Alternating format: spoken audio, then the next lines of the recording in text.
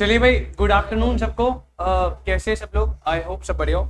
Last class में हम लोगों ने एक कॉन्सेप्ट स्टार्ट करा था और उस कॉन्सेप्ट को हमने एंड भी कर दिया था। उस टॉपिक में से बस एक छोटा सा एक कॉन्सेप्ट बच रहा है, वो आज हम डील करने वाले। लेकिन उससे पहले मैं जल्दी से आपको लास्ट क्लास का एक बार रिवाइज करवाता हूँ। सर, लास्ट क्लास में हमने एक टॉपिक करा था which is transfer of ownership. जब मैं ट्रांसफर ऑफ ओनरशिप की बात करता हूँ बेटा, तो मैंने आपको बताया ट्रांसफर ऑफ ओनरशिप में टोटल कितने केसेज है? 4। टोटल कितने केसेज है? 4। सबसे पहले ट्रांसफर ऑफ ओनरशिप किस केस में? स्पेसिफिक और असर्टेन गुड। स्पेसिफिक और सेकंड आपका जो था ट्रांसफर ऑफ ओनरशिप किस में था बेटा? अनअसर्टेन गुड में। किस में था? अनअसर्टेन। थर्ड था गुड सेंट ऑन अप्रूवल, जिसमें हमने एक और मिलता जुलता कॉन्सेप्ट देखा था, कैश ओनली और रिटर्न। और लास्ट था reservation of right of disposal. Specific goods में बड़ी सिंपल सी बात कही थी, कहते भैया गुड्स मस्ट बी स्पेसिफिक और असर्टेन। और पॉइंट नंबर 2 बोला था इंटेंशन ऑफ दी पार्टीज पे डिपेंड करेगा। जब पार्टीज की इंटेंशन होगी ओनरशिप को ट्रांसफर करना, तब ओनरशिप क्या हो जाएगी बेटा? ट्रांसफर। लेकिन अगर आप किसी कारणवश इंटेंशन को डिटरमाइन नहीं कर पा रहे, तो हमने आपको 3 केसेस बता दिए। पॉइंट नंबर 1, स्पेसिफिक गुड्स है, डिलीवरेबल स्टेट में ओनरशिप ट्रांसफर होगी जब क्या बनेगा? Contract of sale. जब क्या बनेगा? Contract of sale. Second point बोला स्पेसिफिक गुड्स है, नॉट इन डिलीवरेबल स्टेट। तो भैया जैसे ही सेलर कुछ एक्शन करके उन्हें डिलीवरेबल स्टेट में लाएगा और बायर को क्या दे देगा? नोटिस देते ओनरशिप क्या? Transfer. Point number 3, specific goods है डिलीवरेबल स्टेट में but price is not ascertain. तो भैया ऐसा कोई भी टेस्ट करो, मेजर करो, वेट करो, जैसे ही प्राइस असर्टेन कर लिया ओनरशिप क्या हो जाएगी? ट्रांसफर। बेटा case number 2 transfer of ownership in case of uncertain goods. In case of uncertain goods बड़ी सिंपल सी बात बोली भैया, जो गुड्स डिस्क्रिप्शन में मेंशन्ड है मस्ट बी प्रोड्यूस्ड और obtained by the seller and are in deliverable state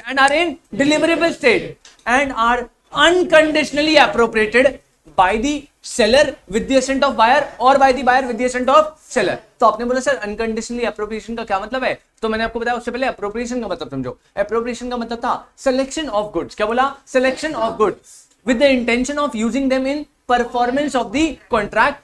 और अप्रोप्रिएशन जो है वो विद द म्यूचुअल कंसेंट होगी बायर एंड सेलर। तो आपने बोला सर अप्रोप्रिएशन मतलब तो समझ आया, अब अनकंडीशनली अप्रोप्रिएशन का मतलब क्या है? तो सर अप्रोप्रिएशन हो रहा है विदाउट एनी कंडीशन। मतलब बायर जो सेलर है उसने कैरियर को गुड्स दे दिए, बायर को देकर आई हो, लेकिन उसने राइट ऑफ डिस्पोजल को रिजर्व नहीं रखा, उसने कोई भी कंडीशन नहीं लगाई, कोई भी कंडीशन ऐसा नहीं बोला कि ये कंडीशन फुलफिल होगी तभी ओनरशिप ट्रांसफर होगा। क्लियर? उसके बाद हम थर्ड केस में बढ़ते, transfer of ownership in case of good Saint on approval, जिसे हम सेल और रिटर्न भी बोलते थे। क्या बोलते थे? सेल और रिटर्न। तो मैंने आपको बताया था सेल और रिटर्न बेसिस में ओनरशिप 3 केस में ट्रांसफर होगी। अगर आप with in specified time period goods का अपना सिग्निफिकेंस दे दे तो क्या आप उसे एक्सेप्ट कर रहे हो, अप्रूव कर रहे हो ओनरशिप ट्रांसफर? आप पूरे टाइम पीरियड और उसके बाद तक भी गुड्स को रिटेन करके बैठे हो, गुड्स को क्या करके बैठे हो और अपना आंसर नहीं बता रहे, उस केस में भी ओनरशिप क्या मानी जाएगी? ट्रांसफर। और केस नंबर 3 में बोला कि भैया आप गुड्स को यूज कर लो या any other act which is equivalent to acceptance, which is equivalent to, तो उस केस में भी ओनरशिप क्या हो जाएगी? ट्रांसफर। कोई दिक्कत इसमें आपको? इससे मिलता जुलता एक और टॉपिक था कैश ओनली और रिटर्न, जिसमें मैंने आपको बस इतनी सी बात बताई थी, ओनरशिप कभी भी ट्रांसफर नहीं होगी जब तक एक कंडीशन फुलफिल नहीं होती, और वही कंडीशन क्या बेटा? कैश पे नहीं होता। क्या पे नहीं होता? कैश। कैश पे होगा तभी हम सेल मानेंगे, अदरवाइज आप कुछ भी कर लो, आप यूज कर लो, आप प्लेज कर लो, आप एनी अदर एक्ट कर लो, हम गुड्स को क्या ले लेंगे? रिटर्न। रिटर्न ले लेंगे भाई। जब तक आप कैश नहीं दोगे तब तक हम सेल ट्रीट नहीं करेंगे, तब तक ओनरशिप ट्रांसफर नहीं होगी। उसके बाद लास्ट टॉपिक हमने पढ़ा था reservation of right of disposal. Reservation of right of disposal कुछ नहीं था, बड़ा सिंपल सी बात कर रहा था, कह रहा कई बार सेलर जो है ओनरशिप को ट्रांसफर करने के लिए एक पर्टिकुलर कंडीशन लगाता है, तो उस पर्टिकुलर केस में उसने अपना राइट रिजर्व कर दिया ऑफ डिस्पोजल, और उस केस में जब तक वो दैट पर्टिकुलर कंडीशन फुलफिल नहीं होती तब तक ओनरशिप भी बायर को ट्रांसफर नहीं होगी। और 2 केस में राइट ऑफ डिस्पोजल रिजर्व माना जाएगा डीम्ड। पहला अगर डिफॉल्ट हुआ है पेमेंट ऑफ प्राइस में, और सेकंड अगर बीआर डिसऑनर हो गया। इन 2 केस में डीम्ड था कि राइट ऑफ डिस्पोजल क्या रहेगा? रिजर्व। कोई दिक्कत? इससे छोटा सा एक और पॉइंट था रिस्क प्राइमा फेसिया, जो मैंने आपको बताया था कि जनरली रूल जो होता है वो होता है कि जिसकी ओनरशिप उसका रिस्क, जिसकी ओनरशिप उसका रिस्क। मतलब जैसे ओनरशिप ट्रांसफर हो गई तो सेलर से बायर को ओनरशिप के साथ साथ क्या ट्रांसफर होगा बेटा? रिस्क। लेकिन इसका एक एक्सेप्शन था। क्या था इसका? एक अगर डिलेड डिलीवरी है, क्या है? डिलेड डिलीवरी, तो रिस्क ओनरशिप को फॉलो करेगा या रिस्क उसका होगा जो पार्टी इन डिफॉल्ट होगा? Party in default. मतलब जनरली जिसकी ओनरशिप रहेगी उसका रिस्क रहेगा, लेकिन अगर डिलेड डिलीवरी का केस है तो भैया रिस्क ओनरशिप को फॉलो नहीं करेगा, रिस्क हमेशा उसको फॉलो करेगा जो पार्टी इन क्या रहेगा, डिफॉल्ट। पार्टी इन क्या रहेगा? क्या आपको मेरी यहां तक बात समझ आती है? मैंने आपको जल्दी से पूरे यूनिट की एक बार रिवीजन दे दी। आज इस यूनिट का लास्ट टॉपिक बचा है और बहुत इंपॉर्टेंट टॉपिक है, 8 मार्क्स का डायरेक्ट क्वेश्चन बनता है अगर जब आता है तो। बड़ा सिंपल सा कॉन्सेप्ट है, कुछ है नहीं। आप हेडिंग डालो मेरे साथ जल्दी से।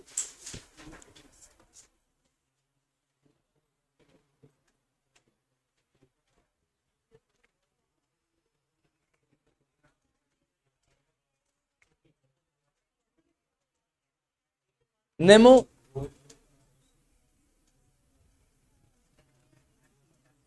that called non-habit। आप हेडिंग डालेंगे जल्दी से, nemo dat quod non habet, nemo dat quod non habet. और बेटा इसको आप स्टार बना के कर लेना, इंपॉर्टेंट मार्क। 8 मार्क्स का डायरेक्ट क्वेश्चन आया है बहुत बारी पेपर में। कॉन्सेप्ट को आराम से समझेंगे फिर मैं आपसे बातें करूं। Nemo dat quod non habet, थोड़ा आपको नाम अजीब सा लग रहा होगा, दिख रहा है आपको लैटिन शब्दों का प्रयोग हो रहा है यहाँ पे। जैसे आपको डॉक्ट्रिन ऑफ केवी टेम्पर पढ़ाया था, वो क्या थी? Rule of let the buyer beware, let the buyer. ऐसे एक और रूल है बेटा, उसे बोलते हैं nemo dat quod non habet. मैं आपके सामने ना एक प्रॉब्लम, एक इशू रखता हूं और फिर इस इशू को देखते हुए ये कॉन्सेप्ट क्यों आया, लॉ मेकर ने क्यों डाला, वो आपको समझ आ जाएगा। बेटा कई बार पता क्या हो सकता है, कई बार मान लीजिए मिस्टर एक्स के पास एक कार है और मिस्टर एक्स जो है उसके ओनर है, मतलब ओनरशिप ऑफ द कार जो है वो किसके पास है बेटा? मिस्टर एक्स के पास। अब एक दिन की बात है, मिस्टर ए जो है उस कार को चोरी कर लेते हैं। क्या कर लेते हैं? चोरी। अब आपको पता है भाई, ऐसे इस केस में जब आप चोरी कर रहे हो किसी के गुड्स, क्या आपके पास कोई गुड टाइटल आएगा? क्या आप उस गुड के ओनर बने हो? आपके पास पोजीशन आ गया चोरी करके, लेकिन आज भी जो गुड का, जो कार का ओनर है, ट्रू ओनर है, वो कौन है? Mister x. तो मिस्टर एक्स एक ट्रू ओनर है, उनकी कार चोरी हो जाती है, मिस्टर ए ने चोरी कर ली, और इस कार का वो ओनर तो है नहीं, मिस्टर ए तो ओनर बन ही नहीं सकता। मिस्टर ए कहता है मुझे गाड़ी की कोई रिक्वायरमेंट नहीं है, मेरा पर्पस ये है मैं ना गाड़ी को ना आगे क्या कर दूंगा बेटा? सेल कर दूंगा मिस्टर बी को। सेल कर दूंगा किसको? मिस्टर बी को। मिस्टर बी जो है वो यही काम करते हैं, चोरी की गाड़ियां खरीदते हैं और मस्त उनमें ना थोड़ा मॉडिफिकेशन करते हैं, पेंट वेंट चेंज करी, नंबर प्लेट चेंज करी और आगे बेच देते हैं। अगर आपको पता हो ऐसा होता है, बहुत सारी, एक मूवी भी थी इसके ऊपर, मुझे नाम याद नहीं आ रहा, रणबीर कपूर की थी शायद, है ना, उसमें वो चोरी की गाड़ियों का बिजनेस करते हैं। मूवी नहीं देखते क्या तुम लोग? तो देखो अजब प्रेम की गजब कहानी, गाड़ी चोरी की बात हो रही है, वहां प्रेम प्रेम पे जा रही है। अच्छा नहीं पता नहीं कोई थी, चलो छोड़ो जो भी है। तो बेटा मिस्टर बी का काम ये चोरी की गाड़ियां निकालते हैं, मस्त मॉडिफिकेशन करते हैं और आगे बेच देते हैं। अब यहां पे पता क्या हो रहा है, मिस्टर ए जो है वो चोरी की गाड़ी सेल करते हैं और मिस्टर ए पता क्या बोल रहा है? मिस्टर ए पता क्या बोल रहा है कि भैया मेरे पास जो गाड़ी है वो माना मेरी नहीं है, मैंने आगे सेल कर दी, बदले में मुझे क्या मिल गया बेटा? पैसे। बी ने कितने रुपए दे दिए? 10 लाख रुपए। बी जो है क्या उसने गाड़ी के बदले कोई कंसिडरेशन दी है? अरे गाड़ी के बदले 10 लाख रुपए तो दिए ना। तो बी को कह रहा है, ए कह रहा है बी जो है ना वो उसका ट्रू ओनर बन गया। ए क्या कह रहा है? बी इसका क्या बन गया? True owner. बी कह रहा है भैया मैंने, देखो मुझे नहीं पता ए ने चोरी करके लाया, कहां से लाया, मेरी जेब से तो पैसे चले गए ना, तो मेरी गाड़ी हो गई। अब एक बात बताओ, अगर बी जो ये ए और बी जो ये फैक्ट कह रहे हैं कि गाड़ी बी की हो गई, अगर लॉ से परमिशन दे दे तो ये जो बेचारा मिस्टर एक्स है क्या इसके साथ धोखा नहीं हो जाएगा? ऐसे तो भाई कोई भी बंदा कर लेंगे, 2 बंदे प्लान बना लेंगे, इसकी गाड़ी चुराई और आगे उसको बेचा, उससे 1 लाख रुपए ले लिया और उसे बोलेंगे भैया इसने तो पैसे दिए, इसकी तो ट्रू बिल्कुल गाड़ी इसी की है। तो ऐसे में जो एक्चुअल ओनर है क्या वो एक वीकर पोजीशन में आ नहीं रहा? बिल्कुल आ रहा है सर। तो यहां पे ना लॉ मेकर को एक पॉइंट दिखा और इस लूप होल का लोग फायदा ना उठाए ना, कि ऐसा ना करे चोरी करके। ऑल्दो चल एक आएगा मैं ओनर नहीं बना, मैं मानता हूं मैंने चोरी करी, मैं ओनर नहीं हूं, लेकिन मैंने आगे सेल कर दी, उसने मुझसे पैसे ले लिए, अब उसने तो पैसे दे दिए ना, तो ये सेल जो है वैलिड है। सर आपने बोला कॉन्ट्रैक्ट ऑफ सेल में, अरे भैया बायर सेलर होना चाहिए, ट्रांसफर ऑफ ओनरशिप होनी चाहिए, कंसिडरेशन होनी चाहिए, हमने सब कर दिया, जो बी है वो ट्रू ओनर बन गया। ऐसा ए कह रहा है, लॉ में करने का नहीं। अगर हम इसको अलाउ कर देंगे ना तो मिस्टर एक्स जो है वो प्रॉब्लम में आ जाएंगे और ऐसी सिचुएशन ना क्रिएट हो। इसीलिए कॉन्सेप्ट आया बेटा nemo dat quod non habet, और जिसे हम प्यार से पता क्या बोलते हैं, sale by non owner, sale by non owner. और ये nemo dat quod non habet यानी सेल बाय नॉन ओनर बड़ी सिंपल सी बात बोलता है, कह रहे जनरली, फिर से बोल रहा हूं क्या कह रहा है, जनरली अगर आप सेलर किसी गुड के ट्रू ओनर नहीं हो तो जब आप आगे ओनरशिप को ट्रांसफर करोगे ना तो जो बायर है वो भी ट्रू ओनर नहीं बनेगा। मैं फिर से रिपीट कर रहा हूं, nemo dat quod non habet sale by non owner, general principle ये कहता है कि भैया जो बंदा खुद किसी चीज का ओनर नहीं है, जब वो किसी चीज को बेचेगा तो क्या वो एक गुड टाइटल ट्रांसफर कर पाएगा? नहीं। क्या बायर को एक ट्रू ओनर बना पाएगा? नहीं। मतलब जब आप ही ओनर नहीं हो तो क्या आप ओनरशिप को ट्रांसफर करने का राइट रखते हो? और यही कॉन्सेप्ट है nemo dat quod non habet. General principle ये है कि अगर सेलर का टाइटल डिफेक्टिव होगा, सेलर जो है वो true owner of the goods नहीं होगा, तो बायर के पास भी कभी गुड टाइटल नहीं जाएगा। बायर का टाइटल जो गया है वो भी कैसा रहेगा? डिफेक्टिव। अब इस केस में लॉ ने क्या बोल दिया, भैया तू गाड़ी चुरा के लाया था तो तेरे पास कैसा टाइटल आया? Defective title. और nemo dat quod non habet ने क्या बोला था कि भैया अगर सेलर का टाइटल डिफेक्टिव है और सेल कर दी उसने आगे, तो इस बायर का टाइटल भी कैसा जाएगा? Defective title. अगर इसका टाइटल डिफेक्टिव है, भैया हमें लेना देना नहीं, आपने पैसे दिए, कुछ भी दिया है, आप ए से पैसे वापस लो, लेकिन सबसे पहले आप पता है काम क्या करो, जो गुड है ना वो किसको रिटर्न कर दो? ट्रू ओनर को। गुड्स किसको रिटर्न कर दो? क्योंकि भैया आज भी उसका ओनर कौन है? क्योंकि ए के पास डिफेक्टिव टाइटल था, उसने आपको सेल करी, तो नेमोडेट ने क्या बोला था, अगर किसी के पास डिफेक्टिव टाइटल है और वो आपको आगे सेल करेगा तो आपके पास भी कैसा रिसीव होगा? Defective title. तो आज भी इसका good title mister x hold करके बैठे, तो सबसे पहले बी आप गुड्स को रिटर्न किसको करो?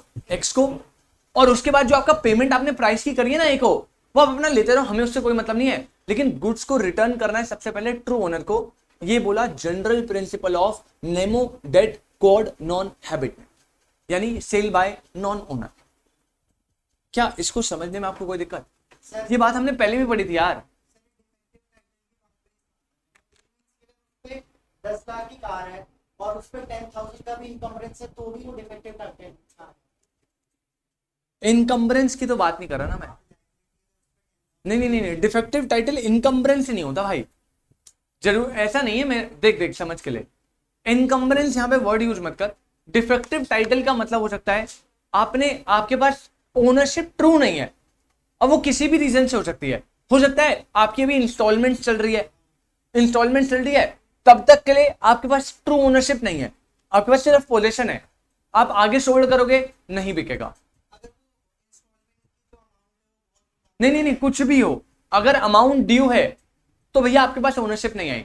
मैंने बोला ना 1 लाख की गाड़ी है, 1,000 भी ड्यू है, तो after the payment of last instalment होती है, चाहे 1,000 रुपए की हो, चाहे 2,000 की हो, चाहे 50,000 की हो। लास्ट इंस्टॉलमेंट का मतलब है लास्ट इंस्टॉलमेंट। जब आप 1,000 रुपए पे करोगे लास्ट इंस्टॉलमेंट पे हो, तभी आपके पास ओनरशिप आएगी। तो बेटा जनरल रूल ऑफ नेमोडेट ने क्या बोला, अगर सेलर का टाइटल डिफेक्टिव है तो जब वो सेल करेगा तो बायर के पास भी टाइटल गुड जाएगा या डिफेक्टिव। अगर जो चीज आपके पास खुद नहीं है, क्या आप उसको आगे सेल कर सकते हो? नहीं। जब आप किसी चीज के खुद ओनर नहीं हो तो आप किसी अदर पर्सन को उस चीज का ओनर बना सकते हो? नहीं। ये सारी बातें general principle of nemo dat quod non habet ने बोली, यानी सेल बाय नॉन ओनर। आपको बड़ा सिंपल सा क्वेश्चन आता है कि भैया सेल बाय नॉन ओनर क्या होता है, तो आप बता दोगे ये होता है, और इसके एक्सेप्शन बता दो। एक्सेप्शन का मतलब क्या है? जनरली हमने क्या देखा कि भैया सेलर जिसके पास टाइटल नहीं है वो गुड सेल करेगा बायर को, तो उसके पास भी टाइटल नहीं जाएगा। लेकिन एक्सेप्शन वाले केस में टाइटल चला जाएगा, एक्सेप्शन वाले केस में टाइटल। और वो कौन से केसेस है, 7-8 केसेस है, वो लिखने को आता है डायरेक्ट क्वेश्चन 7 से 8 नंबर का। अब कैसा रहेगा तो आप देखेंगे, बट अभी पहले इस जनरल प्रिंसिपल को लिखते हैं। आप जल्दी से इसे नोट करो, फिर मैं इसका जनरल प्रिंसिपल लिखवा देता हूं आपको।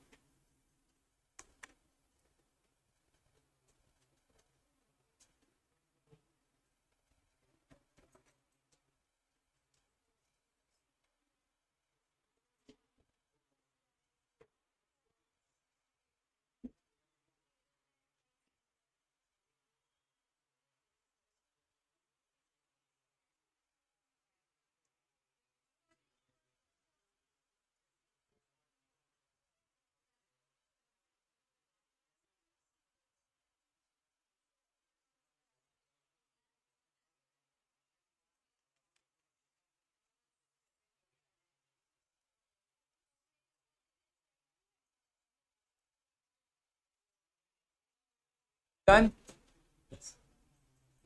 चलिए भाई लिखते हैं इसे। Point number 1, nemo dat quod non habet means comma no one can give who himself does not have. No one can give who himself does not have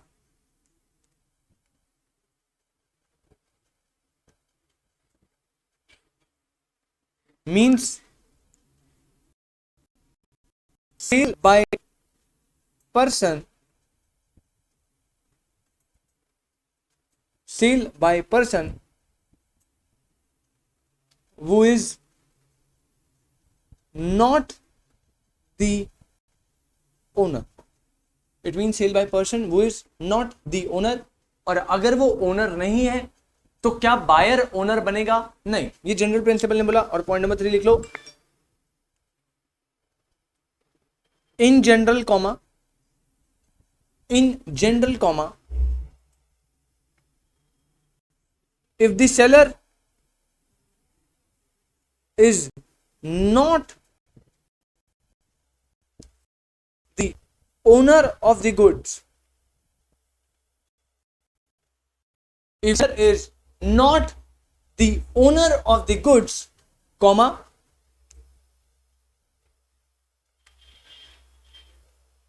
then the buyer also will not become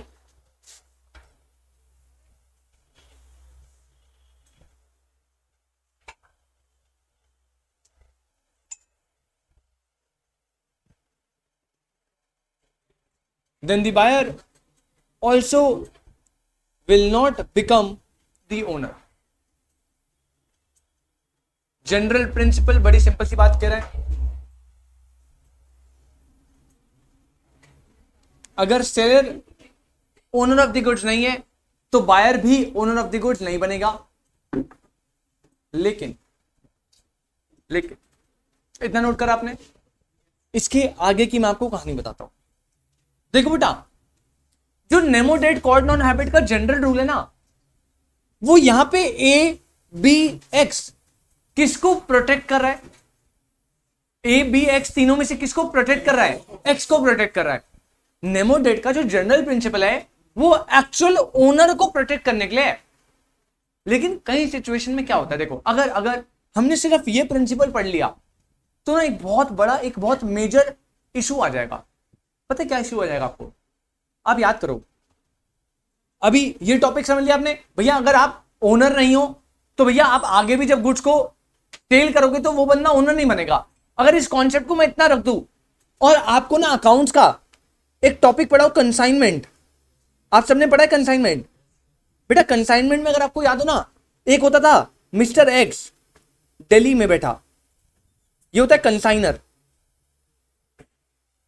इसको अपने goods जो है वो मुंबई में mister Y को देने हैं।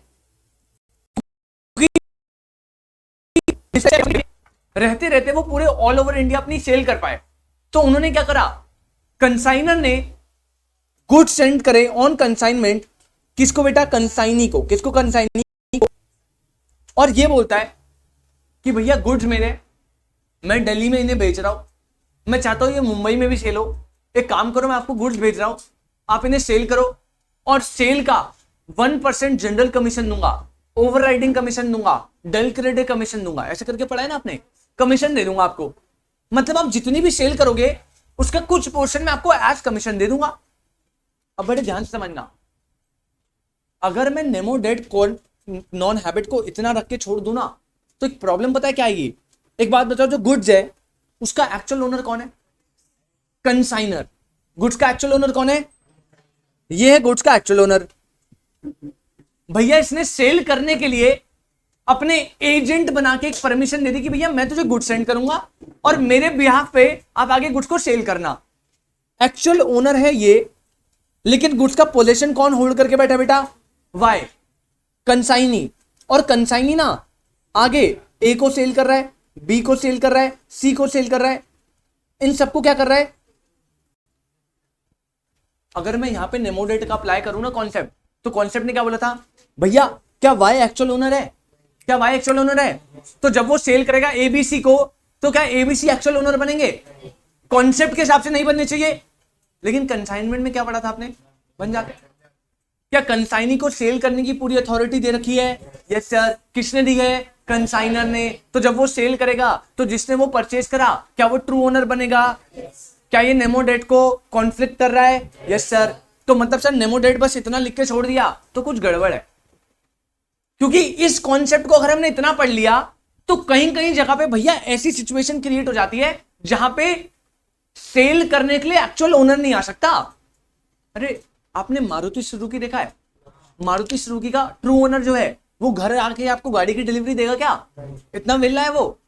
तो उसने क्या खोला है, अपने एजेंट्स बना रखे। क्या बना रखे, आपने देखा होगा राणा मोटर्स, मारुति सुजुकी का तो प्रीमियम सेगमेंट है नेक्सा, नेक्सा में जाते हो आप, है ना। नेक्सा क्या है, मारुति सुजुकी का एक ऑथराइज्ड डीलर है, वो मारुति सुजुकी की सारी गाड़ियां लेता है और नेक्सा वाले बेचते हैं।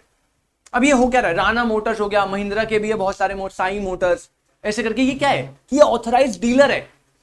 क्या ये actual owner of the goods है, अरे actual owner of the goods तो महिंद्रा होगा, टाटा होगा, मारुति सुजुकी होगी, जो उन्हें बना रहा है। ये क्या है, बस एज कंसाइनी है, ये गुड्स का कंसाइनमेंट उठाते हैं, ओनर वही है, पोजीशन ये होल्ड कर रखते हैं और आगे गुड्स को सेल करते हैं, और उस सेल पे उन्हें क्या मिलता है, कमीशन। क्या ये जो आपको गाड़ी बेच रहे हैं, आप इस गाड़ी के ट्रू ओनर नहीं बन रहे, बिल्कुल बन रहे हो। तो क्या यहां पे नेमोडेट का कॉन्सेप्ट अप्लाई हो रहा है। तो बेटा बेसिक रूल जो है वो बिल्कुल सही है, वो प्रोटेक्ट करता है एक्चुअल ओनर को। लेकिन कहीं कहीं सिचुएशन में ऐसी सिचुएशन क्रिएट हो जाती है जहां पे नेमोडेट का कॉन्सेप्ट अप्लाई करवाना ना दिक्कत वाली बात हो जाएगा, समझ रहे हो आप। और वही केसेस मैं आपको बताने वाला हूं कि भैया जहां जहां पे नेमोडेट कॉर्ड नॉन हैबिट का एक्सेप्शन क्रिएट होता है, मतलब इन सारी सिचुएशन में ऑल्दो जो पर्सन सेल कर रहा है वो ट्रू ओनर नहीं है, बट जिसने वो खरीदा वो क्या बनेगा, ट्रू ओनर। जनरल रूल ने क्या बोला था, अगर सेलर ट्रू ओनर नहीं है तो बायर भी ट्रू ओनर नहीं बनेगा। लेकिन यहां पे एक्सेप्शन वाले केस में जो सेलर है वो ट्रू ओनर नहीं है, लेकिन फिर भी वो गुड टाइटल क्या कर रहा है, ट्रांसफर कर रहा है। और ये प्रैक्टिकल लाइफ में अगर आपको बिजनेस करना है तो आपको करना पड़ेगा। इसलिए लॉ मेकर को ये बात समझ आई कि भैया अगर मैं इस प्रिंसिपल को यहां रोक दूंगा ना तो दिक्कत वाली बात हो जाएगी, फिर तो क्या हो जाएगी, दिक्कत वाली बात हो जाएगी, है ना। तो यहां पे बड़ी सिंपल सी बात है, उसने कुछ एक्सेप्शंस अलाउ करे कि इन 6-7 केसेस में मैं मान रहा हूं कि नेमोडेट का एक्सेप्शन हो सकता है। और भैया ऑल्दो सेलर ट्रू ओनर नहीं है बट वो गुड टाइटल कन्वे कर सकता है, गुड टाइटल ट्रांसफर कर सकता है। अगर आपको मेरी इतनी सी बात समझ आती है तो हम आगे बढ़ेंगे। इस बात को समझने में आपको कोई दिक्कत, पक्की बात। तो नेमोडेट का जनरल प्रिंसिपल मैंने आपको बता दिया, नेमोडेट के एक्सेप्शन में आपको बताने वाला हूं। ये एक्सेप्शन मैंने बाय एग्जांपल समझा आपको। अब इसी को मैं थोड़ा लिखवाता हूं, आप मेरे साथ हेडिंग डालेंगे। अगर आपको एग्जांपल नोट करना है आप कर सकते हो, स्किप करना है कर दो, कोई दिक्कत नहीं है।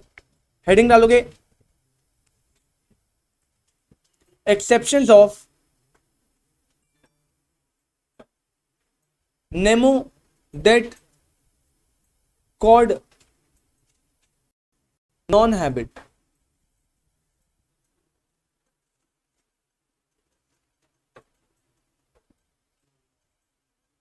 Exceptions of nemo dat quod non habet. और इसमें आप पहले इंट्रोडक्शन लिखोगे, थोड़ा सा लिखो।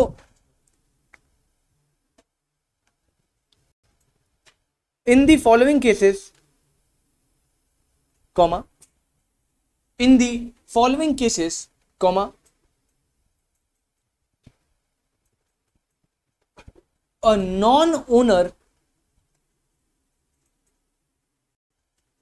can convey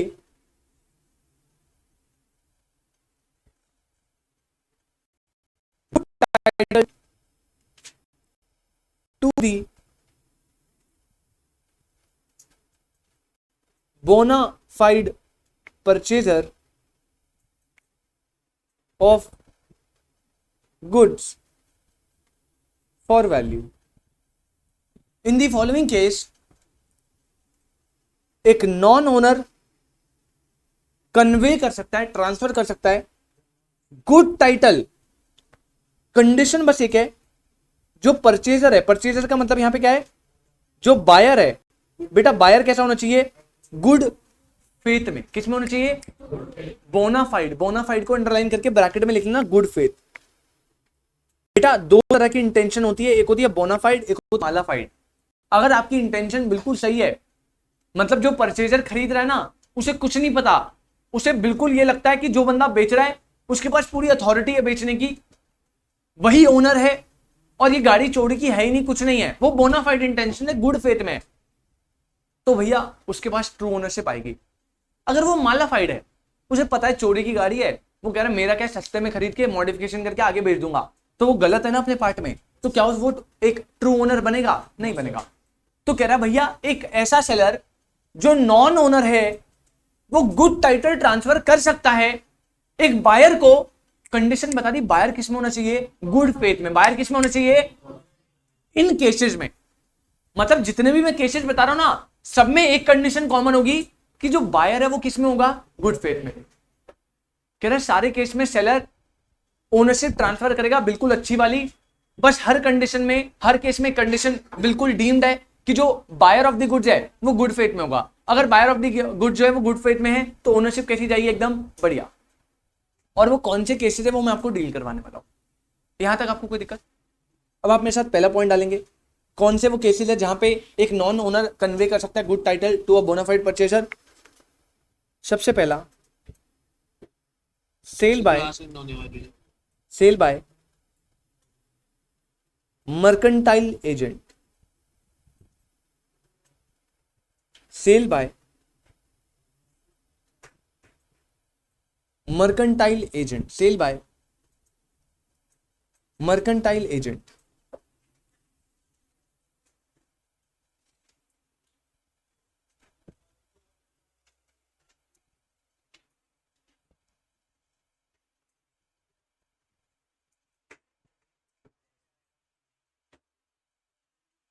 cell by mercantile agent, बेटा इसका क्या मतलब है, देखो ऑल्दो इंटर लेवल पे आप इसे बहुत अच्छे से डील करने वाले हो। इंटर में ना आपको कॉन्ट्रैक्ट ऑफ एजेंसी करके एक टॉपिक आता है। उस कॉन्ट्रैक्ट ऑफ एजेंसी में आपको बहुत सारे टाइप्स ऑफ एजेंट बताएंगे। एजेंट होता है, स्पेशल एजेंट होता है, ऑर्डिनरी एजेंट होता है, सब एजेंट होता है, सब्स्टिट्यूटेड एजेंट होता है। उनमें से एक और एजेंट है मर्केंटाइल एजेंट। मैं आपको बस छोटा सा बता रहा हूँ थोड़ा क्या होता है, आपके कोर्स में है नहीं मतलब डेफिनेशन। मर्केंटाइल एजेंट एक ऐसा एजेंट होता है, एक एजेंट तो पता है ना, मैं प्रिंसिपल हूं, मैंने अपने अंदर एक पर्सन को एम्प्लॉय कर लिया और मैंने बोला भैया जब मैं एब्सेंट हूंगा टेम्पररी, मतलब मान लो मैं कहीं छुट्टी पे गया हूं, कहीं बिजी हूं और कोई भी डिसीजन मेकिंग करनी है, तो इस पर्सन ने जो डिसीजन करा ना वो ऐसा माना जाएगा किसने करा, मैंने। एजेंट वो व्यक्ति होता है। एजेंट के एक्ट से सारा का सारा जो लायबिलिटी है वो किसको आती है, डायरेक्टली प्रिंसिपल को। मतलब मेरी एब्सेंस में मेरे एजेंट ने जो भी डिसीजन कर दिया वो ऐसे ट्रीट किया जाएगा कि किसने करा, मैंने। एजेंट बहुत तरह के होते हैं। मर्केंटाइल एजेंट ऐसा एजेंट होता है ना जो पर्टिकुलरली गुड्स को सेल करने के लिए एजेंट बनाया होता है। भाई एजेंट तो किसी भी काम के लिए बना सकता हूं ना मैं, लेकिन प्रिंसिपल ने एक एजेंट बनाया और एजेंट का सिर्फ और सिर्फ पता है क्या काम है, गुड्स को क्या करना, सेल करना। तो ऐसे एजेंट को क्या बोला जाता है, मर्केंटाइल एजेंट। क्या बोला जाता है, मर्केंटाइल एजेंट। अब बड़ी सिंपल सी बात है बेटा, सेल बाय मर्केंटाइल एजेंट में क्या होता है, देखो मैं आपको एक एग्जांपल देता हूं। मान लीजिए यहां पे मारुति वाले हैं, मारुति वाले जो है वो true owner of the goods है, यस और नो, यस सर। मारुति वालों के बहुत सारे एजेंट है, उनमें से एक एजेंट है फॉर एग्जांपल नेक्सा। ये कौन हो गया, मारुति वालों का एजेंट, और ये इनके बिहाफ पे क्या करता है, गाड़ी सेल करता है। तो एजेंट भी कौन सा हो गया, मर्केंटाइल एजेंट। एजेंट भी कौन सा हो गया, मर्केंटाइल एजेंट। अब जब ये आगे कस्टमर को सेल करेगा गुड्स, तो मुझे एक बात बताओ, क्या ये कस्टमर एक ट्रू ओनर बनेगा, यस और नो, यस सर। लेकिन कुछ कंडीशन है, वो कह रहे ट्रू ओनर बनेगा। देखो सेलर जो है ये है, बायर जो है वो ये रहा। अब सेलर एक्चुअल में क्या ट्रू ओनर है, अरे सेलर तो मर्केंटाइल एजेंट है सर। अगर कोई भी मर्केंटाइल एजेंट सेल करेगा गुड्स कस्टमर को, तो क्या कस्टमर के पास एक ट्रू ओनरशिप आएगी, बिल्कुल आएगी, लेकिन कुछ कंडीशन को फुलफिल करना पड़ेगा। मैं कंडीशन काउंट करवाना स्टार्ट कराओ। कंडीशन नंबर 1, बेटा जो गुड्स का पोजेशन है वो किसके पास है, सेलर के पास, यानी नेक्सा के पास। गुड्स का पोजेशन किसके पास है। कंडीशन नंबर 1, भैया सेलर के पास ओनरशिप तो नहीं है, तभी तो कॉन्सेप्ट है sale by non owner. Seller of the goods के पास पोजेशन ऑफ द गुड्स होगा, और वो भी किसकी कंसेंट से होगा, एक्चुअल ओनर की। किसकी कंसेंट से होगा, मतलब अगर मान लो नेक्सा वालों ने ना मारुति वालों से छीन के गाड़ी लाए होते, या चुरा के गाड़ी लाए होते, या किसी और अदर एक्ट के थ्रू गाड़ी लाए होते, उनकी कंसेंट से नहीं लाए होते, उसके अलावा किसी चीज से लाए होते, तो क्या फिर वो सेल कर सकता। और अगर सेल कर देता तो कस्टमर जो बायर है वो ट्रू ओनर बनता, नहीं। पहली कंडीशन ने बोला कि goods must be in possession of the seller with the consent of the owner. With the consent of the owner की कंसेंट से ही सेलर के पास पोजेशन होना चाहिए, पहली कंडीशन, ठीक है। सेकंड कंडीशन, जो मर्केंटाइल एजेंट है ना वो अपने ऑर्डिनरी कोर्स ऑफ बिजनेस में होना चाहिए। ऑर्डिनरी कोर्स ऑफ बिजनेस मतलब बेटा क्या नेक्सा वालों का काम मारुति की गाड़ी को सेल करना है, यस और नो। तो जो सेल जो है ना वो उनका क्या है, ordinary course of business. Ordinary course of, मान लो कोई ऐसा एजेंट है जिसका काम सेल करना नहीं होता, जिसका काम होता, मारुति वाले ने बोला था भैया तू सिर्फ गाड़ी रिपेयर करेगा, क्या करेगा सिर्फ, और फिर उसने सेल कर दी, तो क्या वो सेल वैलिड मानी जाएगी, तब वैलिड। पहली कंडीशन, भैया सेलर के पास पोजेशन होना चाहिए, ओनर की कंसेंट से होना चाहिए। दूसरी कंडीशन, जो मर्केंटाइल एजेंट है उसके पास वो जो काम कर रहा है वो अपने ऑर्डिनरी कोर्स ऑफ बिजनेस में कर रहा है। किस में कर रहा है, ऑर्डिनरी कोर्स ऑफ बिजनेस में। कंडीशन नंबर 3 सब में कॉमन है, जो बायर है वो किस में होना चाहिए, गुड फेथ। बायर किस में होना चाहिए, मतलब उसे यकीन है कि भैया इसके पास पूरी अथॉरिटी काम करने की, तभी कर रहा है।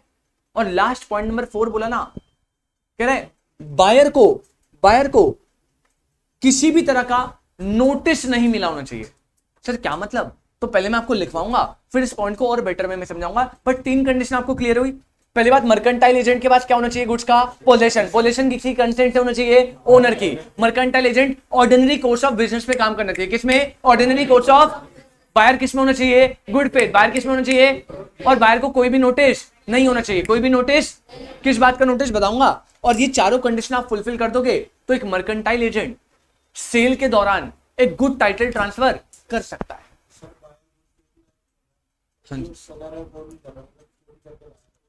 सेलर भाई, तब तो फिर मैं पहली कंडीशन क्या बोली, पोजेशन होना चाहिए with the consent of owner. Owner की कंसेंट से पोजेशन आना चाहिए ना, उससे फर्क नहीं पड़ता ना। मैं कह रहा हूं सारी कंडीशन फुलफिल करनी पड़ेगी। अगर आप चोरी करे, मर्केंटाइल एजेंट हो, आपके पास पोजेशन चोरी से आया है, तो पहली कंडीशन ही रुक गई ना। जब सारी कंडीशन फुलफिल होगी तभी भैया। अब तू ऐसे चल, तूने बोला कि सर अगर वो चोरी करके ले आया और आगे बायर गुड फेथ में, बायर को नहीं पता, चल तू मान ले बायर को ट्रू ओनरशिप हम दे दे, तो सेलर का नुकसान नहीं है, ओ सॉरी ओनर का। उसे अपने गुड चाहिए, वो कह रहा है भैया मेरे तो चोरी के गुड्स है, मुझे तो गुड्स चाहिए। तो अगर तू बायर को प्रोटेक्ट करेगा तो कहीं ना कहीं सेलर का तो लॉस हो रहा है ना। तो इससे बेटर वे में क्या है भैया, जिसके गुड है उसको ही रखो, और जो तू कह रहा है सेलर उससे मांग लेगा, उसकी जगह कौन मांग लेगा, बायर एजेंट से मांग लेगा। तो आप पॉइंट लिखना स्टार्ट करेंगे बेटा। मैं फिर से बोल रहा हूं, आपको पैराग्राफ में लिखना है। आपकी बुक में 3-4 लाइन का पैराग्राफ बनाया हुआ है इसका, मैं पॉइंट्स में लिखवा रहा हूं। पॉइंट्स में लिखवा के आपको इजी रहेगा याद करना। कंडीशंस क्या क्या कंडीशन है, एक मर्केंटाइल एजेंट कब गुड टाइटल कन्वे कर सकता है। तो कंडीशन नंबर 1 है, मैंने आपको बताया condition number 1, possession of the goods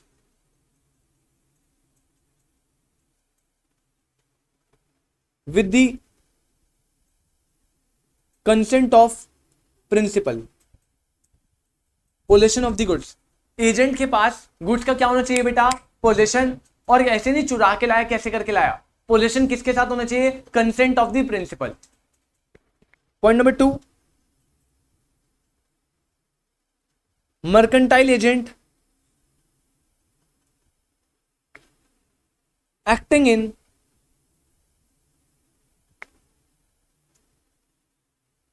ordinary course of business. Mercantile agent acting in ordinary course of business. भैया जो उसका बिजनेस है ऑर्डिनरी कोर्स में, उसी में रह के काम कर रहा है। Point number 3, buyer acted in good faith. और ये तो आप अंडरलाइन कर लो, ये तो भाई हर जगह पे है, जितने भी पॉइंट पढ़ेंगे सब में एक कंडीशन हमेशा कंफर्म रहेगी कि बायर किस में होना चाहिए, गुड फेथ में। और लास्ट, नो नोटिस ऑफ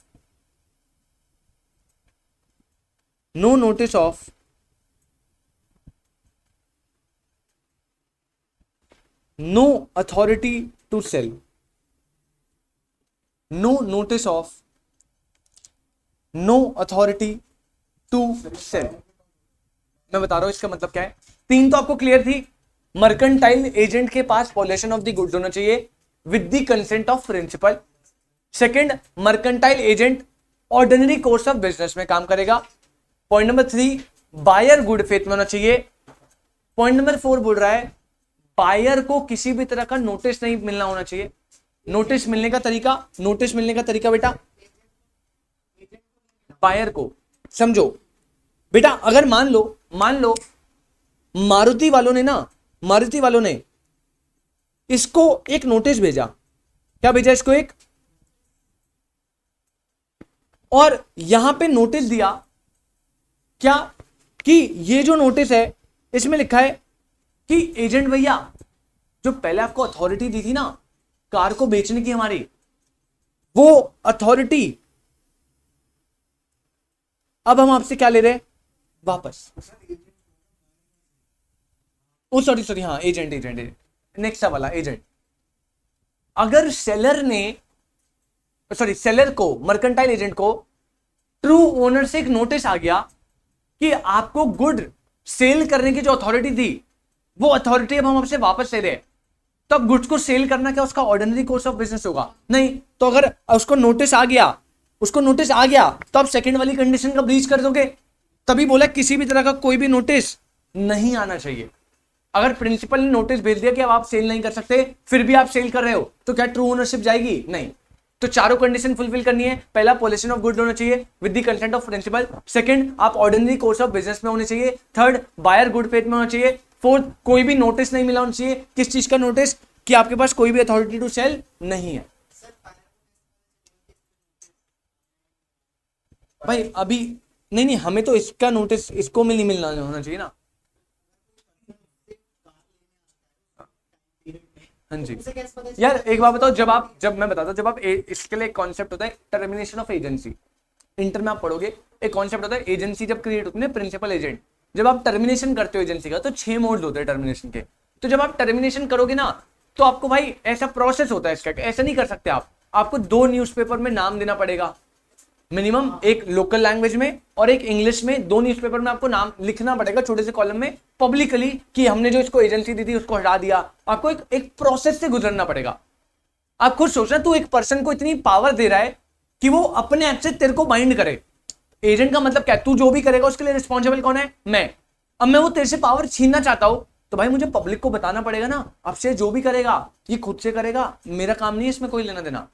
तो उसका बहुत लंबा चौड़ा प्रोसेस होता है टर्मिनेशन ऑफ एजेंसी का, इतना इजी नहीं होता। तो वो अपने आप पता चल जाता है पब्लिकली। तो ये चीज है। बाकी अभी के लिए आप ये समझ के चलो भैया पता चल जाएगा अपने आप। सेल बाय मर्केंटाइल एजेंट, किसी को कोई डाउट? भाई mercantile agent, mercantile basically merchant, जो एक ऐसा व्यक्ति जो सेल परचेज ट्रेड में इन्वॉल्व हो, मर्चेंट बोलते हैं ना। तो जैसे मर्चेंट नेवी होता है, मर्चेंट नेवी में क्या होता है? नॉर्मल नेवी नहीं, मर्चेंट नेवी क्या करती है? एक्सपोर्ट इंपोर्ट ऑफ गुड्स करती है। तो मर्केंटाइल एजेंट का बेसिकली मतलब होता है एक ऐसा एजेंट जिसको सिर्फ एक्सक्लूसिवली गुड सेल या परचेज करने के लिए बनाया है।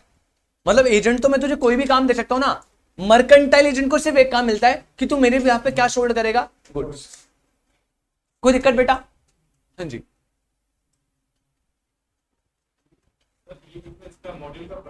हाँ जी। लिखा हुआ है if the buyer has acted in good faith and has at the time of the contract of sale no notice that fact agent has no authority to sell। Agent, हाँ इसमें ये चीज जो आप ये पॉइंट, बायर को notice भी मिलता है। एक सेकंड, इसको मैं आगे कंटिन्यू कर लेता, एक मिनट रुको बेटा। मैं आपको बताता हूँ क्या होता है। ये जो नोटिस है ना, ये जो एजेंट को नोटिस मिलता है, यही नोटिस इस वाले एग्जांपल में वो फिट नहीं होता क्योंकि मारुति सुजुकी ना कस्टमर को नोटिस कभी भेजेगा नहीं। बट इन केस ये गुड फेथ में है और सेल होने से पहले, बड़ी जनरल सी बात है, सीधा ट्रू ओनर ना बायर को जाके नोटिस दे दे कि भैया जो मर्केंटाइल एजेंट आपको गुड्स बेच रहा है ना, खरीदना मत, उसके पास अथॉरिटी नहीं है सेल करने की। और उस केस में बायर आपने खरीद लिया तो गलती किसकी? बायर की। तो ये जो नोटिस है ये बायर को भी मिल सकता है, एजेंट को भी मिल सकता है। इस वाले एग्जांपल में कभी बायर कस्टमर को मिलेगा नहीं। अबे वही तो मैं कह रहा हूं, इस वाले एग्जांपल में तभी तो मैंने नोटिस का कस्टमर पे नहीं दिया। जनरली जो नोटिस है ये एजेंट को भी मिलता है और बायर को भी मिलता है। लेकिन यहां पे क्या मारुति सुजुकी वाले हर एक बायर को नोटिस भेज सकते हैं इंडिविजुअली? नहीं भेज सकते ना। तभी तो पर्टिकुलरली मैंने आपको एजेंट का बताया और आपके मॉड्यूल में ये टर्म लिखी हुई है कि भैया अगर सेल होने से पहले बायर को नोटिस मिल गया कि जो सेलर है यानी एजेंट है उसके पास सेल करने की अथॉरिटी नहीं है, तो भैया मत खरीदना। और अगर आपने खरीद लिया तो भैया फिर तो आपकी गलती है ना, तो आपके पास ट्रू ओनरशिप नहीं जाएगी। मॉड्यूल में लाइन बोलिए। सॉरी, बायर ने नोटिस नहीं किया कि उसके एजेंट को जो है ऑथोरिटी नहीं है सेल करने की। बायर ने नोटिस नहीं किया, बायर ने नोटिस नहीं किया कि ऑथराइज एजेंट को जो है ऑथोरिटी नहीं है, जो ऑर्डिनरी कोर्स का बिजनेस कर रहा है। हाँ जी। उसको ऑथोरिटी नहीं है तो पर्टिकुलर गुड सेल करने की। तो केस में क्या होगा? तो भाई वो तो लॉस तो बायर का होगा ना। इसमें यार देखो फिर से वही कॉन्सेप्ट आ गया ना, ये आपकी ड्यूटी है ना, लेट द बायर बिवेयर ना, ये तो आपकी रिस्पॉन्सिबिलिटी आ गई कि भैया आपको डील करना है। लेकिन वो तो ऑर्डिनरी कोर्स का बिजनेस कर रहा है ना। कौन पर्सन? ऑथराइज एजेंट जो है, मैं समझ नहीं पा रहा आप क्या बात कर रहे हो। आप ये कह रहे हो, सुनो एजेंट जो है, एक सेकंड, आप मुझे बताओ आप क्या कह रहे हो। कह रहा हूँ कि बायर जो है वो तो ये देखेगा कि ये जो है पर्टिकुलर पर्सन रेगुलर एजेंट रहा है उस चीज का, तो मैं क्यों नोटिस करूं पर्टिकुलर चीज को, क्यों अब और एजेंट है नहीं। आप ये कह रहे हो कि एजेंट के पास अथॉरिटी थी, बायर उससे परचेज कर ही रहा था, बट अब उसके पास अथॉरिटी नहीं है, तो उसे जानने की जरूरत नहीं है उस टाइम पे। अगर वो ऑर्डिनरी कोर्स ऑफ बिजनेस था उसका पहले, तब तक कोई दिक्कत नहीं, बाहर खरीद सकता है और ट्रू ओनरशिप भी मिलेगी। लेकिन अगर जो ट्रू ओनर है वो एजेंट की वाली अथॉरिटी डिसमिस कर रहा है, वो कह रहा है भैया अब अथॉरिटी नहीं है, तो उसे नोटिस देना पड़ेगा। अगर नोटिस नहीं मिला तो यहीं पे इसलिए तो लिखा है no notice no authority to sell. मतलब बायर को कोई भी नोटिस नहीं मिला होना चाहिए कि भैया उसके पास अथॉरिटी नहीं है। अगर नोटिस मिल गया फिर भी तू परचेज कर रहा है तो गलती किसकी हो गई? फिर तो बायर की ना। तो वो कंडीशन कह रहा है कि आपको ओनरशिप ट्रू कब मिलेगी? जब आप गुड फेथ में होने चाहिए, साथ ही साथ आपको कोई नोटिस नहीं मिला होना चाहिए कि एजेंट के पास अब अथॉरिटी नहीं है सेल करने की।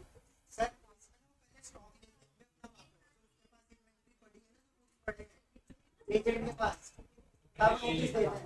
स्टॉक छोड़ के हाँ, मैं बोलता रहा टर्मिनेशन ऑफ एजेंसी बहुत लंबा चौड़ा प्रोसीजर है। अच्छा सेकंड पॉइंट पे आओ बेटा, ये कंडीशन में बार बार रिपीट कर रहा हूं, आपको पैराग्राफ में लिखनी है, आपको ये पैराग्राफ में लिखनी है, आपको पॉइंट्स नहीं बनाने, आपको इजीली समझ आए तभी मैं आपको पॉइंट्स में लिखवा रहा हूं, वरना आपको पैरा में लिख कर आने। सेकंड पॉइंट आओ, point number 2, sale bye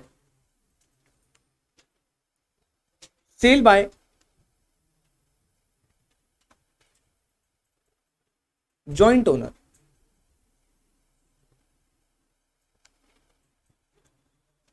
cell by joint owner, sorry बेटा, सेल बाय जॉइंट ओनर। पहली बात, आपको जॉइंट ओनर का मतलब पता है? जॉइंट ओनर बोले या को ओनर बोले, जॉइंट ओनर बोले या को ओनर बोले, जब एक से ज्यादा व्यक्ति किसी चीज को होल्ड करते हैं। सर फॉर एग्जांपल मान लीजिए एक गुड्स है, उस गुड्स की वैल्यू जो है ना बेटा वो 3 लाख रुपीज है। अब मिस्टर ए बी सी तीनों को गुड्स चाहिए, लेकिन तीनों के पास इंडिविजुअली इतना पैसा नहीं है कि वो तीनों इंडिविजुअली अकेले अकेले परचेज कर पाए। तो उन्होंने क्या करा, ए ने बोला 1 लाख रुपीज मैं दूंगा, बी ने बोला 1 लाख रुपीज मैं दूंगा, और सी ने बोला 1 लाख रुपीज मैं दूंगा, और तीनों मिलके क्या कर लेते थे? परचेज। तीनों मिलके क्या कर लेते थे? अब ये तीनों क्या हो गए बेटा? जॉइंट ओनर या सेकंड केस कह रहा है sale by joint owner. Sale by joint owner, देखो एक किसी गुड को एक से ज्यादा व्यक्ति ने परचेज कर लिया। अब गुड तो एक ही है, क्या तीनों उसका पोजीशन रख सकते हैं? नहीं। तो इन्होंने डिसाइड करा यार, देखो बी और सी कह रहे हैं यार हम ना बड़ा बिजी रहते हैं अपने शेड्यूल में और हमारे पास टेक केयर करने का टाइम नहीं है। तो तीनों ने, ध्यान से सुना, तीनों ने म्यूचुअल डिसीजन से जो गुड्स का पोजीशन है वो किसी एक जॉइंट ओनर को दे दिया। किसको दे दिया? किसी एक जॉइंट, मतलब ए बी सी तीनों बैठे और उन्होंने बोला भैया position of the good, ownership तीनों के पास है इक्वली, लेकिन जो पोजीशन रहेगा ए तू अपने पास रख, तो इसका ध्यान रखियो। Condition number 1, position of the goods एक जॉइंट ओनर के पास रहेगा with the consent of other joint owner, with the consent of other joint owner. ठीक है, फिर से इस भाई ने आगे मिस्टर एक्स को ये गुड्स क्या कर दिए बेटा? सेल। अब देखो ये कौन हो गया? सेलर। ये कौन हो गया? मुझे एक बात बताओ, क्या सेलर अकेला ट्रू ओनर है? अकेला नहीं है, ओनर है, अकेला तो नहीं है ना। तो सेल करने से पहले उसे तीनों से पूछना चाहिए था, उसने पूछा नहीं, पोजीशन उसके पास था, उसने सेल कर दी आगे, और आगे सेल करते ही बायर भैया हमारे किस में? गुड फेथ में। बायर किस में? तो क्या बायर को ट्रू ओनरशिप जाएगी? यस जाएगी, कंडीशन काउंट करवा रहा हूं भाई, सुन तो ले, कंडीशन तो सुन ले। सबसे पहला, जो एक पर्सन प्रॉपर्टी को होल्ड करके बैठा है, वो होल्ड कर रहा है, गुड्स को with the consent of other joint owner, with the consent of other joint owner. Point number 2, बेटा बायर किस में होना चाहिए? गुड फेथ में। बायर किस में होना चाहिए? और कंडीशन नंबर 3 फिर से सेम है, ये बेटा इंपॉर्टेंट कॉलेज के नंबर। हेलो हेलो हेलो,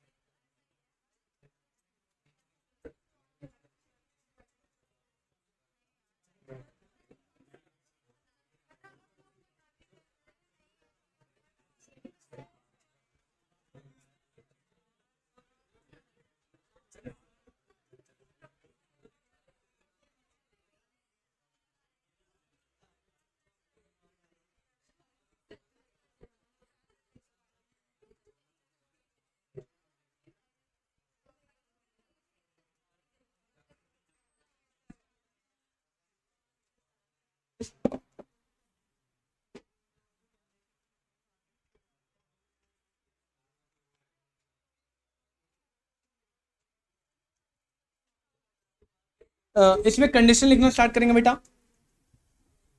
पहले आप जॉइंट ओनर की डेफिनेशन लिख लो।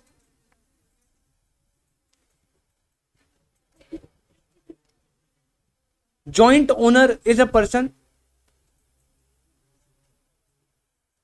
joint owner is a person who owns a property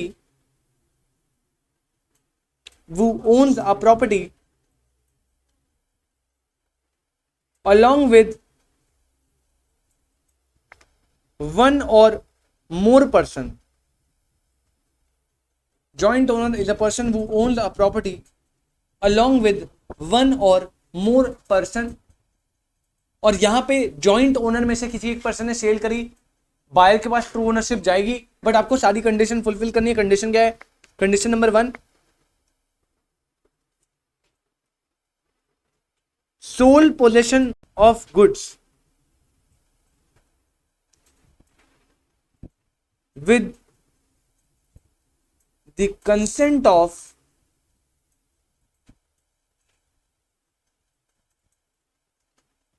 other joint owner. Sole possession of goods, भैया ए के पास पोजेशन ऑफ द गुड्स होना चाहिए, छीन के लेगा क्या? नहीं, with the consent of other joint owner होना चाहिए, मतलब सबने म्यूचुअली डिसाइड करा और फिर ए को पोजेशन दे दिया। कंडीशन नंबर 2 लिखेंगे बेटा,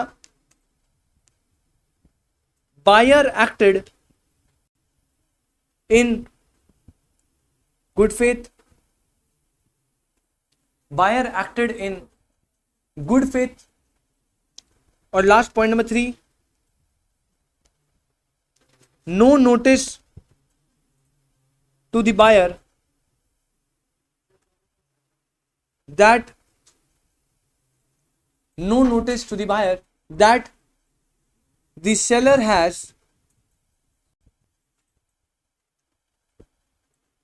no authority to sell. No,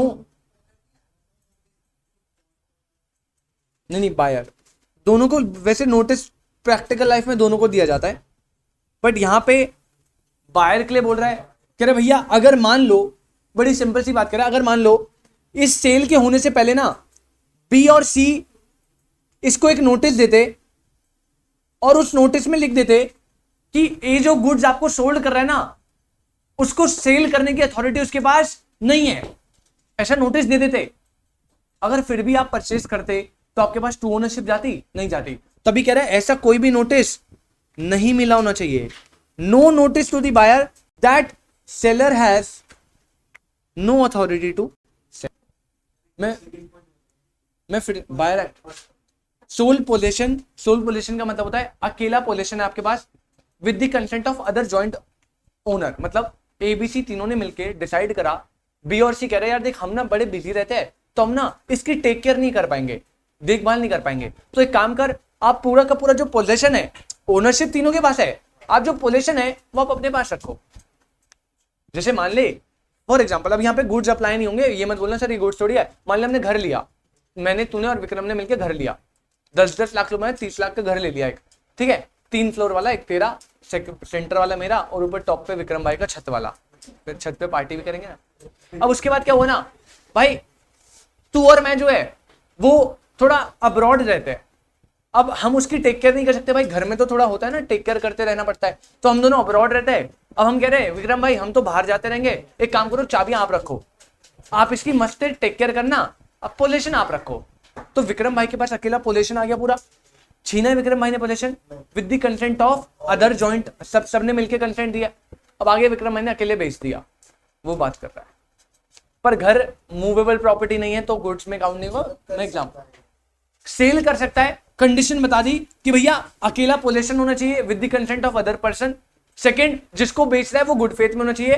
third, जिसको बेच रहा है अगर उसे हमने नोटिस दे दिया कि भैया हम भी ओनर है और जो अकेला बंदा बेच रहा है उसके पास अकेले बेचने की अथॉरिटी नहीं है, उसे पता लग गया मतलब कुछ गड़बड़ है, तो भैया फिर तो वो गुड फेथ में नहीं रहा ना, तब नहीं बेच सकता। पूरे गुड्स का पोजीशन एक के पास होना चाहिए with the consent of other joint owner.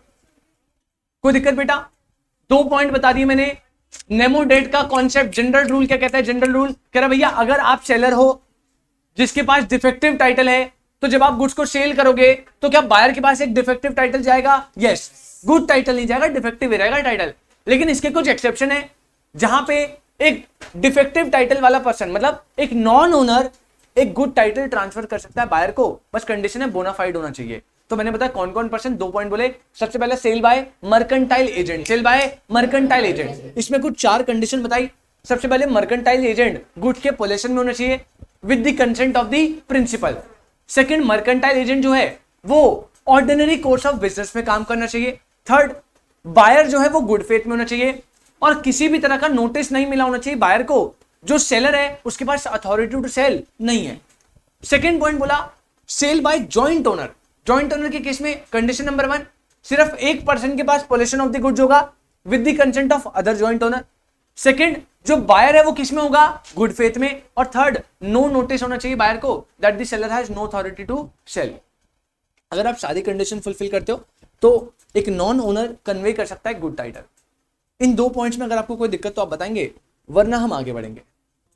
Point number 3 लिखेंगे बेटा।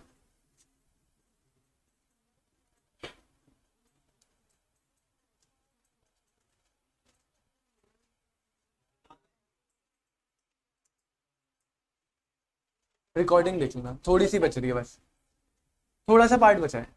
रिकॉर्डिंग देख लोगे ना, शायद आ गए। रिकॉर्डिंग लिख लेना थोड़ा सा पार्ट, ठीक है बेटा। आप थर्ड पॉइंट लिखेंगे,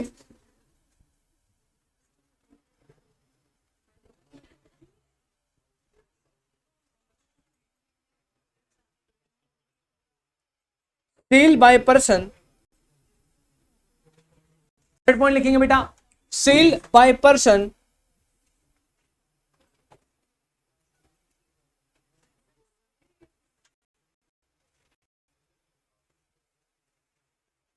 अंडर voidable contract.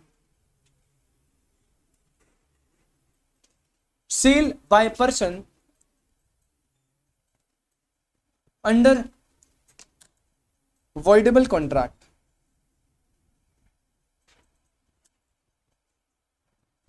ठीक है, आपको voidable contract का मतलब याद है?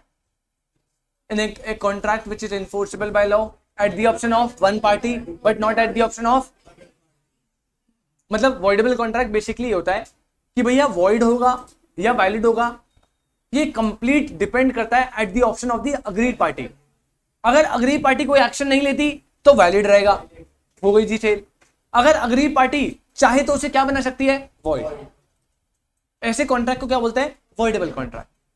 और voidable कॉन्ट्रैक्ट को समझाने के लिए आपको एग्जांपल याद है मैंने कौन सा लिया था? छोटा भीम, याद है तुम्हें? नहीं, voidable ही तो, ये देखो अभी कर रहा है मार खाने वाले काम। बेटा कोवर्जन से कॉन्ट्रैक्ट क्या बनता है? अबे हाँ, तो voidable तो बनता है ना पर कोवर्जन से। ये देखो, ये मजे ले रहा है क्या? सीरियसली बोल रहा है भाई? बहुत मारूंगा। क्या बोल रहा है? तो कोवर्जन में voidable बनता है। हाँ, तो कोवर्जन में बनता है, और भी बहुत सारे केसेस है, voidable तो बनता है ना कोवर्जन में। अब बड़े ध्यान से समझना, वो इस स्टोरी में दोबारा से जल्दी बताता हूं और इसको यहां पे कनेक्ट करता हूं। आपको याद है सबसे पहले कौन पिक्चर में था? बेटा सुधा जी डेट कौन सी थी? डेट वो देखो, शिवानी जी को पूरा याद है एकदम। 14 फेब की डेट थी। कालिया भाई फुल एकदम सूट वूट पहन के, वरना पूरे सीरियल तो उसने एक ही शॉर्ट्स में बिता दिए। भाई पूरा सूट वूट पहन के डीओ मार के आ रहा है।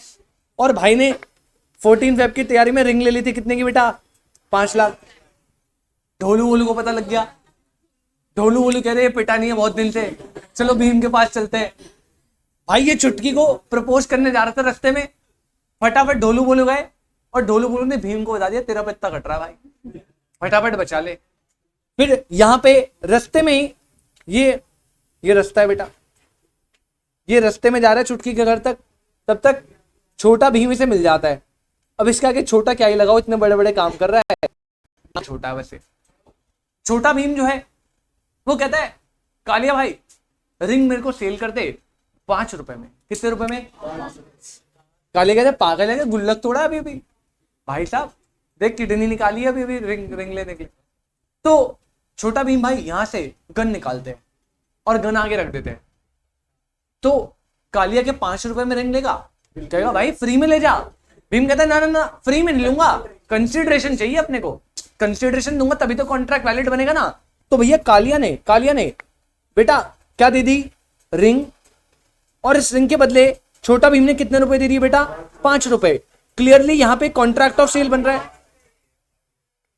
अरे बेटा क्या देख रहे हो तुम लोग यार, यहां पे क्लियरली एक कॉन्ट्रैक्ट बना है, लेकिन कॉन्ट्रैक्ट बेटा कैसे बना है, अंडर कोअर्जन। अंडर कोअर्जन मतलब जब आप किसी को फिजिकल थ्रेट या फोर्स से जबरदस्ती कॉन्ट्रैक्ट में एंटर करवा रहे हो। तो यहां पे जो कॉन्ट्रैक्ट बना है अंडर कोअर्जन बना है, और अंडर कोअर्जन बना है इसलिए कॉन्ट्रैक्ट कैसा है बेटा, वॉइडेबल कॉन्ट्रैक्ट। कैसा कॉन्ट्रैक्ट है, इतना तो आपको पता ही है ना, इतना तो आपको पता ही है। अब इसके आगे की कहानी सुनो आराम से, ये थोड़ा जल्दी बताया मैंने, अब आराम से सुनना। एक बार आप हेडिंग पढ़ रहे हो, sale by person under voidable contract, या इसको मैं ढंग से करूं तो अपना sale by person in possession under voidable contract, इसकी पूरी हेडिंग ये चलती है, sale by person in possession under voidable contract. Sale by person in possession, बेटा पोजेशन ऑफ द गुड्स अभी किसके पास है, भीम के पास। पोजेशन तो भीम ने ले ली ना गन दिखा के। अब आगे सुनना क्या हुआ, देखो बड़े आराम से। छोटा भीम जो है ना, लड़ाई वड़ाई करके मस्त एकदम गन वन दिखा के 5 रुपए में लिंग लेके आगे जा रहा था। तब तक उसे ना भूख लगती है, भाई फाइट वाइट करिए ना बंदे ने, भूख लग जाती है। भूख लगती है तो वो क्या खाता है बेटा, अच्छा तुम्हें याद हो लड्डू कौन बनाता है उसमें, कौन सी मौसी, चुटकी की मम्मी का नाम था ना कुछ। क्या कर रहे हो बेटा तुम, पेपर है तुम्हारा, टुनटुन मौसी पढ़ रहे हो तुम। बेटा छोटा भीम जो है ना भाई, रास्ते में जाता है और आगे इस वॉइडेबल कॉन्ट्रैक्ट बनने के बाद की बात बता रहा हूं आपको कहानी। वॉइडेबल कॉन्ट्रैक्ट बन चुका है, रिंग उसने ले ली, 5 रुपए भीम कालिया को दे दिए। अब आगे रास्ते में जा रहा था ना, तो आगे उसे कौन मिली, टुनटुन मौसी। और ये जो टुनटुन मौसी है ना, ये मस्त करके ऐसे लड्डू बना रही थी गरम गरम। तो छोटा भीम ने पता है क्या करा, छोटा भीम ने कहा मौसी लड्डू खिला दो। मौसी ने बोला पैसे तो है नहीं, तो उसने बोला कि भैया रिंग बेच देता हूं आपको, बदले में लड्डू दे देना। तो देखो छोटा भीम ने जो रिंग ली थी वो पैसों के चक्कर में थोड़ी ली थी, उसका मेन पर्पस था काली का पत्ता काटना, वो तो कट गया। छोटा भीम कह रहे रिंग का मैं क्या करूंगा। उसने ये रिंग आगे किसको सेल करती बेटा, टुनटुन मौसी को। ये जो टुनटुन मौसी है बेटा, ये किस में है, क्या इन्हें पता है छोटा भीम अभी अभी कालिया का पत्ता काट के आ रहा है, नहीं। अरे इन्हें तो लग रहा है भैया रिंग खरीदी होगी, लड्डू खाने भूख लग रही होगी, रिंग ले आ भाई। तो यहां पे कंडीशन नंबर 1, ये प्रोविजन कब अप्लाई होगा, जब person in possession of the goods जो है ना, उसको पोजेशन कैसे मिला, अंडर वॉइडेबल कॉन्ट्रैक्ट। अंडर मतलब या तो आपने कोर्जन कराए, या आपने अनड्यू इन्फ्लुएंस कराए, या आपने फ्रॉड कराए, या आपने मिसरिप्रेजेंटेशन करी है। 5 में से 4-5 में से जो भी करके आपके पास गुड्स का पोजेशन आ गया है, और वो पोजेशन कंसेंट से आया है, अंडर वॉइडेबल कॉन्ट्रैक्ट आया, अंडर वॉइडेबल कॉन्ट्रैक्ट। तो पहले क्या छोटा भीम के पास पोजेशन ऑफ गुड्स है, यस। क्या अंडर वॉइडेबल कॉन्ट्रैक्ट है, तो उसने पहली कंडीशन को तो फुलफिल कर दिया, यस और नो। सेकेंड कंडीशन टुनटुन मौसी गुड फेथ में है क्या, यस। थर्ड कंडीशन सबसे इंपॉर्टेंट, थर्ड कंडीशन सबसे इंपॉर्टेंट बेटा, ये जो सेल होनी चाहिए ना, ये जो सेल होनी चाहिए, ये इस वाले कॉन्ट्रैक्ट के कैंसिल होने से पहले होनी चाहिए। फिर से रिपीट कर रहा हूं, छोटा भीम जो सेल करेगा, वो सेल कालिया और उसके बीच में जो कॉन्ट्रैक्ट बना था उसके रीसाइंड होने से पहले होनी चाहिए। आपको अगर याद हो ना बेटा, जब अंडर कोएशन कॉन्ट्रैक्ट वॉइडेबल बनता था तो हमने बोला था agree party can rescind the contract, repudiate the contract, और जो भी बेनिफिट होते हैं उसे क्या कर लेते थे, एक्सचेंज। तो मुझे एक बात बताओ, अगर कालिया ने इस कॉन्ट्रैक्ट को रीसाइन करवा दिया, मतलब कैंसिल करवा दिया, तो उसमें भीम को रिंग किसको देनी पड़ेगी वापस, कालिया को। तभी कह रहा है भैया इस कॉन्ट्रैक्ट के कैंसिल होने से पहले अगर आपने ये सेल कर दी, तब तो सेल क्या है, वैलिड। अगर कालिया ने कॉन्ट्रैक्ट कैंसिल करवा दिया और उसके बाद भी भीम आगे सेल कर रहा है, तब सेल वैलिड होगी क्या? तब टुनटुन मौसी के पास ओनरशिप जाएगी क्या? 3 कंडीशन। पहला, भीम के पास पोजीशन होगा। पोजीशन कैसे लिया? Under voidable contract. पोजीशन कैसे लिया? Under voidable contract. सेकंड, जिसको वो सेल कर रहा है, बायर कैसे होना चाहिए? गुड फेथ में। बायर कैसे होना चाहिए? और भैया ये जो सेल हो रही है, ये सेल पहले वाले वॉइडेबल कॉन्ट्रैक्ट के रिसाइंड होने से पहले होनी चाहिए। रिसाइंड होने से पहले। अगर आफ्टर दैट हो गई, रिसाइंड होने के बाद कर रहे हो, तो भैया सेल तो वैलिड ही नहीं है। फिर तो छोटा भीम ने गलती कर दी, क्योंकि रिसाइंड होने के बाद छोटा भीम को रिंग वापस किसको देनी थी? कालिया को। उसने सेल कर दी, गलत किया ना। तो यहां पे 3 कंडीशन बताइए, तीनों फुलफिल कर दी अगर छोटा भीम ने, तो ऑल्दो छोटा भीम ट्रू ओनर नहीं है गुड्स का, बट स्टिल यहां पे टुनटुन मौसी क्या बनेगी? True owner. मैं फिर से बता रहा हूं, रिपीट कर रहा हूं, पोजेशन होना चाहिए अंडर वॉइडेबल कॉन्ट्रैक्ट, बायर होना चाहिए गुड फेथ में, और ये जो सेल हो रही है ये इस कॉन्ट्रैक्ट के कैंसिल होने से क्या होनी चाहिए बेटा? बिफोर। अगर तीनों कंडीशन आप फुलफिल कर दोगे तो एक नॉन ओनर कन्वे कर सकता है good title to a bona fide purchaser. क्या मेरी बात समझ आई आपको? लास्ट वाला भाई, थर्ड कंडीशन कह रही है कि छोटा भीम और टुनटुन मौसी के बीच में जो कॉन्ट्रैक्ट है ना, ये सेल का कॉन्ट्रैक्ट बनेगा, ये बनेगा, बिल्कुल सही बनेगा, लेकिन ये कॉन्ट्रैक्ट बनना चाहिए कालिया और भीम के कॉन्ट्रैक्ट कैंसिल होने से पहले। क्योंकि अगर एक बार कालिया ने उस कॉन्ट्रैक्ट को कैंसिल करवा दिया, तो आपको याद है वॉइडेबल कॉन्ट्रैक्ट में वो क्या थी कि भैया आप कॉन्ट्रैक्ट रिसाइन कर दो और जो गुड्स आपने दिए थे वो क्या ले लो? रिस्टोर ले लो।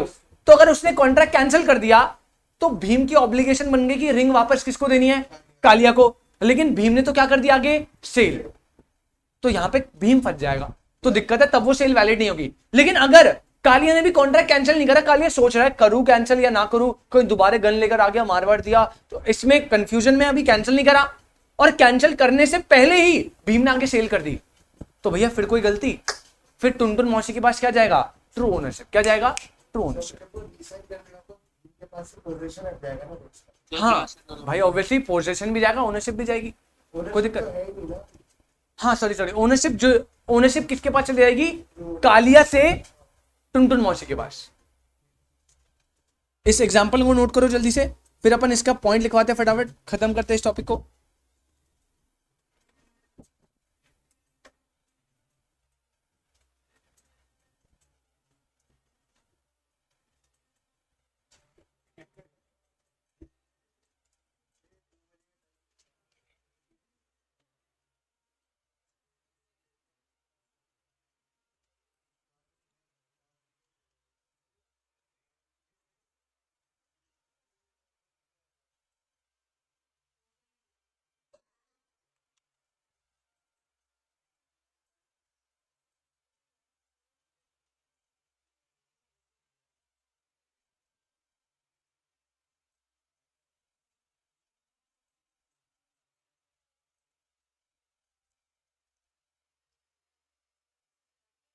Condition 1, condition 2, condition 3।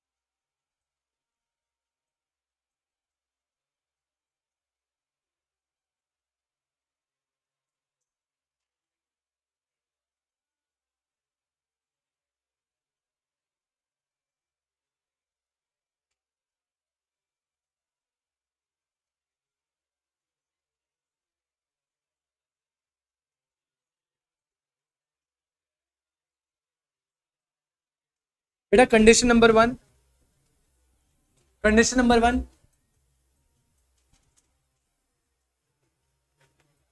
possession of the goods must be under voidable contract. Possession of the goods must be under voidable contract, that is coercion के केस में, undue influence के केस में, फ्रॉड के केस में, miss representation के case में. Mistake में तो भाई थोड़ा मिस्टेक में डिपेंड करता है, कभी कभी वैलिड भी बन जाता है. अगर बायलेटरल मिस्टेक है और फॉरेन मिस्टेक है, फॉरेन लॉ की, तो उसे इग्नोर कर, सॉरी इंडियन लॉ की मिस्टेक है तो वैलिड बनता है दो केस में. Possession of goods must be under voidable contract. Point number 2, goods sold by the position under voidable contract. Goods sold by the seller to the buyer before the voidable contract is rescinded, bracket में लिखना cancelled, by the aggrieved party. कह रहे भैया goods जो sold किए जाने चाहिए by the seller to the buyer, वो बिफोर होना चाहिए वॉइडेबल कॉन्ट्रैक्ट के रिसाइंड होने से पहले. अग्रीव पार्टी वॉइडेबल कॉन्ट्रैक्ट को रिसाइंड करे, उससे पहले पहले अगर आपने सेल कर दी तब सेल वैलिड होगी, ओनरशिप ट्रांसफर होगी. उसके बाद करी तब तो भाई आपको रिंग वापस करनी पड़ जाएगी ओनरशिप ट्रांसफर में. और last condition point number 3, buyer acted in good faith.